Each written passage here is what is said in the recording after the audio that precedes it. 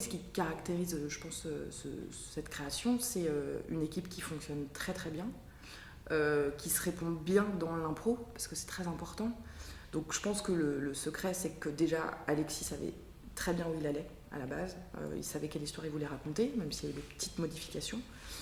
Et il a vraiment un grand talent pour choisir ses équipes. Ça, c'est quelque chose qu'on peut voir sur tous ses spectacles. Il a un instinct en ce qui concerne les gens, où l'humain est aussi important que la qualité de l'acteur.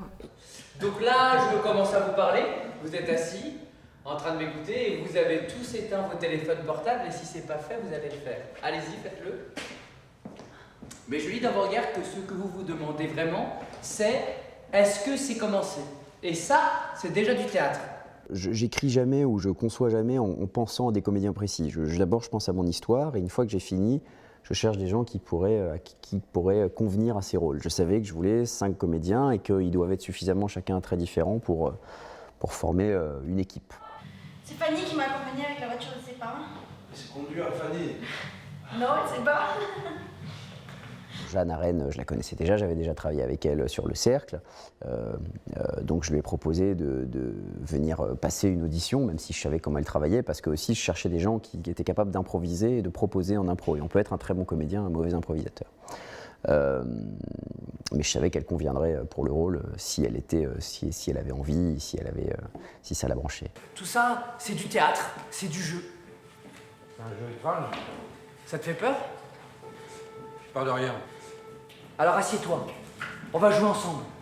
Paul Janson, je l'avais vu plein de fois, on se connaît depuis longtemps parce qu'il fait partie d'une troupe qui s'appelle Les 100 coups, avec qui on a une des carrières un peu parallèles avec mes propres... Moi au début j'avais une troupe qui s'appelait Los Figaros, quand on créait des classiques et on se croisait souvent. Et je me disais c'est un super comédien, donc je savais que c'était un très bon improvisateur et voilà, ça a tout de suite collé, ça faisait des années, on se connaît très bien, enfin voilà.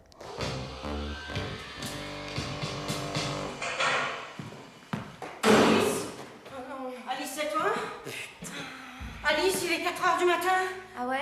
Alice, j'avais entendu parler d'elle, j'avais déjà entendu parler d'elle comme comédienne, je l'avais vue, on m'avait dit qu'elle était super. Et puis je l'ai croisée à Avignon, elle est venue voir un de mes spectacles, je crois, et je l'ai vue à la sortie. Et je lui ai dit, mais ça t'intéresse de faire du théâtre? Je savais qu'elle faisait surtout du ciné. Elle m'a dit, si, carrément. Je dis, mais même sur un projet qui t'emmènerait sur une certaine durée, on va dire, ouais. Bon, bah ok, bon, bah, si tu veux passer une audition, je te rappelle à la rentrée. Donc elle a passé l'audition, elle était super. Parfait.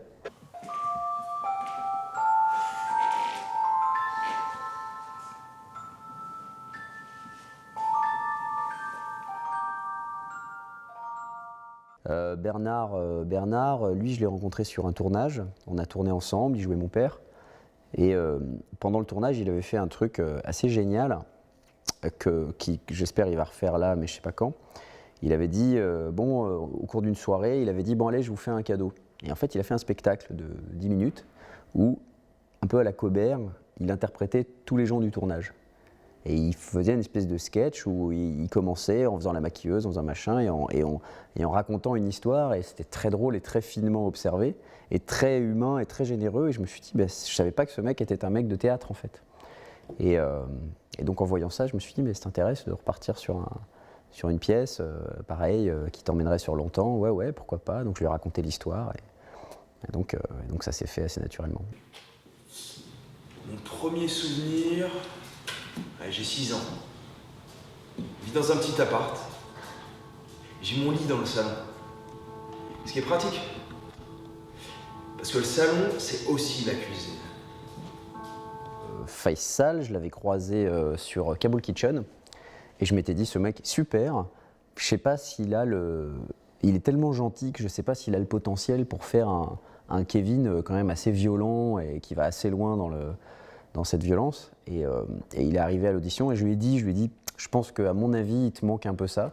Et puis on a commencé et puis il a envoyé la purée et c'était super, quoi. Donc ce qui est étonnant, c'est que voilà, c'était la première équipe que j'ai vue en audition et que c'était Il n'y avait pas photo. Parce que du coup, Ouais. tu avais quand même constitué ce groupe pensant que peut-être ils s'accordaient bien ensemble. Ouais, j'avais constitué ce groupe en pensant qu'ils s'accordaient bien ensemble, mais j'étais absolument pas sûr du résultat. Et puis voilà, j'ai vu 3 équipes en audition et avec des très bons comédiens à chaque fois.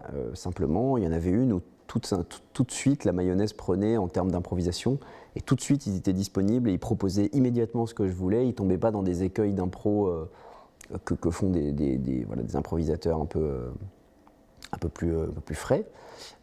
Et ça marchait, quoi. Et moi, vraiment, on a passé 3 heures à travailler et j'avais l'impression de commencer le travail, quoi. Bon, je pense qu'il y a largement de la matière, après je taillerai dedans. Non, c'est bien, il y a vraiment tout ce qu'il faut. C'est bon, il y a des bons trucs dans l'œil. Après, je vais resserrer, remettre dans le bon sens, etc. pour que ça parte un peu plus vite, etc. Mais il y a de la bonne matière, là, il y a plein de trucs. Hein? Tac? Ouais. Donc là, sur cette pièce, c'est un peu particulier la manière dont on procède, parce qu'en fait, l'histoire était totalement écrite, mais pas les dialogues. En tout cas, toutes les scènes n'étaient pas écrites par Alexis. Donc on improvise au plateau les scènes. Donc moi, mon rôle, c'est de retranscrire le plus rapidement possible les scènes qui sont jouées et qui sont improvisées. Donc je prends mon petit dictaphone, je m'approche du plateau, j'enregistre la scène et je retourne à mon poste. Je tape très rapidement la scène pendant qu'il travaille la suivante. Donc le soir, à la fin de cette journée, j'envoie le texte à Alexis et lui évidemment retravaille parce que c'est jamais le texte de l'impro qui est gardé intégralement. Évidemment les acteurs ils nourrissent l'histoire par leurs pattes, leur manière de parler, mais Alexis il a quand même une plume et donc il réécrit toutes les scènes le soir. Et donc on reçoit le texte. En général, on sortait de répète à 18h, 18h30. À 20h maximum, on a reçu le texte dans la boîte mail. Ouais, je pense qu'il faut redire, ils ont été assassinés, putain. Ils sont pas morts sur une de voiture, ils ont été assassinés.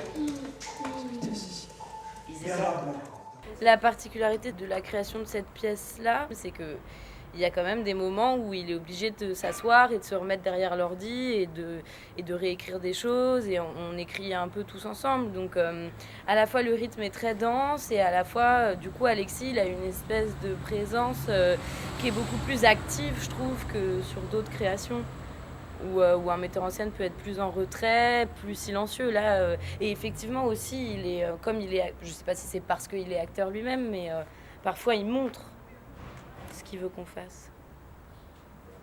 Ouais, ça c'est l'aspect création en train de se faire, c'est-à-dire avec une trame écrite et puis après les dialogues qui vont s'improviser. C'est un grand plaisir. Mais ça prend ce temps-là, en fait, ce temps d'écriture finalement empiète peut-être en partie sur un temps de confort sur lequel on sait où on va et on va chercher, on affine, etc. Mais comme en même temps, quelque part ça vient de nous, ce qui a émergé sur le plateau et qui se retrouve dans le texte, on a ce confort quand même que d'avoir une parole qui est proche de celle qu'on a produite initialement, donc proche de nous. Donc c'est plus facile aussi. Mais c'est un travail passionnant en fait.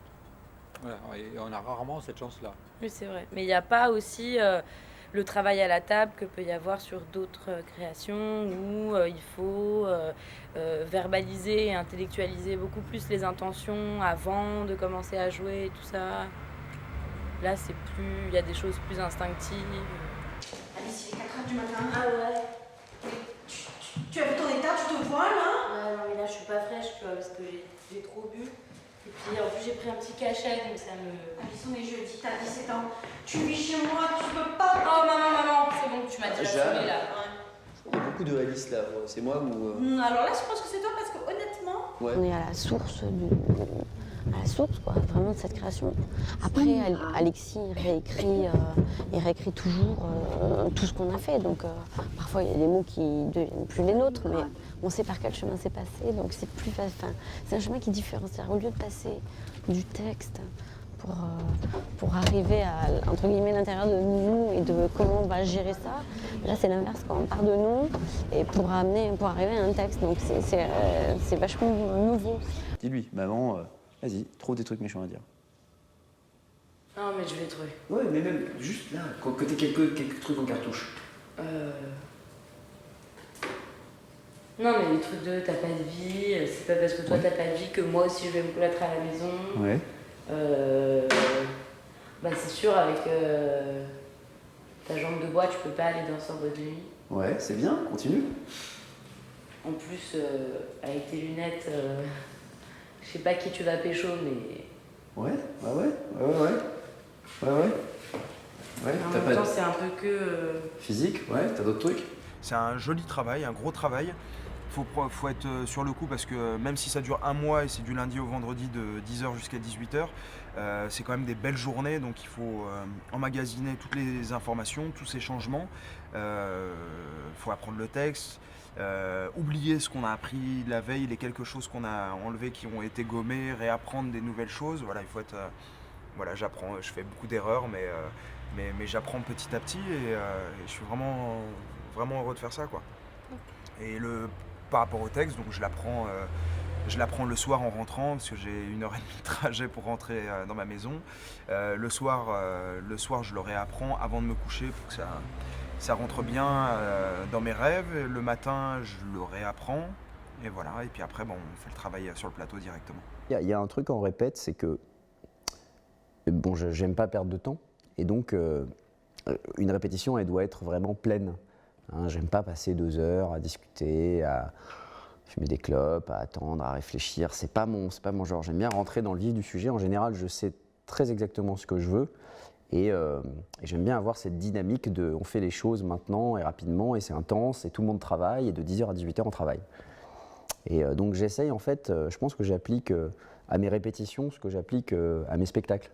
J'aime pas que le spectateur s'ennuie et j'aime pas que les acteurs s'ennuient au plateau, quoi. Vous me devez 20 €. Bonjour madame, qu'est-ce qui se passe? Je lui ai donné un billet de 50, il me doit 20 €. Bon bah tu lui rends les 20 €, dépêche-toi. C'est n'importe quoi là. Te laisse pas faire. Donne-lui les 20 €, dépêche-toi. Mais je vais pas lui donner, essaye de m'arnaquer là. Tu comprends ce qu'on te dit? Obéis, abruti! Il faut coller à sa réplique, sinon ça tombe. Allez, on colle, on recommence. En fait, ce qui m'a assez étonné sur cette création, c'est que c'est la fluidité. Il n'y a plus jamais eu de moment de tension. Il n'y a pas eu de problème primordial avec des comédiens ou des relations un peu où d'un seul coup il y a une domination ou je sais pas, on n'est plus dans le théâtre mais on est dans une confrontation, ce qui est assez rare. Donc pour moi, ça a été très agréable, quoi. Sur tout ce temps de création, il y a eu 2 semaines et demie de création du texte, des déplacements. Ensuite, il y a eu 1 semaine de filage avec des ajustements. 1 semaine de mise en place des décors, mise en place des lumières, et puis 3-4 jours de filage. Est-ce que ça, c'est à peu près représentatif d'une création? Non, pas forcément. Non, je crois que chacun fait ses créations. Moi, avec ma compagnie, déjà, on travaille pas du tout comme ça. On fait 1 semaine à la table, on parle de beaucoup de choses, après on fait une pause, après on travaille souvent 2-3 semaines, après on refait une pause, comme ça mûrit, et après on se retrouve aussi. Donc il y a plein de manières de créer. Donc non, puis surtout là c'est aussi une création, donc c'est pas un texte que tu montes, le texte tu l'as déjà. Donc je crois que chacune des créations se ressemble pas, ça correspond à l'envie du metteur en scène, à l'énergie. Donc ce que je voulais vous dire, donc pour la semaine prochaine, c'est nos dernières répètes. On va évidemment repartir sur des filages arrêtés, on va rafistoler, lisser tout ça, et puis avancer un peu. Mais donc ce week-end, bosser le texte à mort de ce qu'on a là, hein, puisqu'à partir de là, on va vraiment rentrer dedans. Donc tous les grands pavés, les monologues, les plaidoiries, les machins, allez-y, refaites.